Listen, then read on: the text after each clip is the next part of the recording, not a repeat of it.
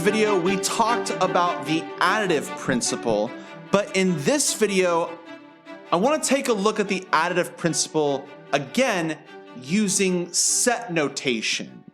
So let's take a look at that. This says, given two sets A and B, if the intersection of A and B is the empty set, that is, there is no element in common in both A and B, then the size of A union B equals the size of A plus the size of B. Now, this is really important in this video.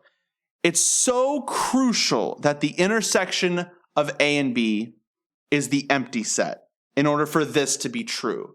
If A intersection B is not the empty set, then this is always false. And so we'll deal with those kind of scenarios in future videos when we talk about the principle of inclusion-exclusion. But for now, just understand that we're going to be working with problems where A intersection B is the empty set, meaning that A intersection B does not overlap. The overlap is nothing, the empty set. Anyways, thanks everyone, and I'll see you in the next video.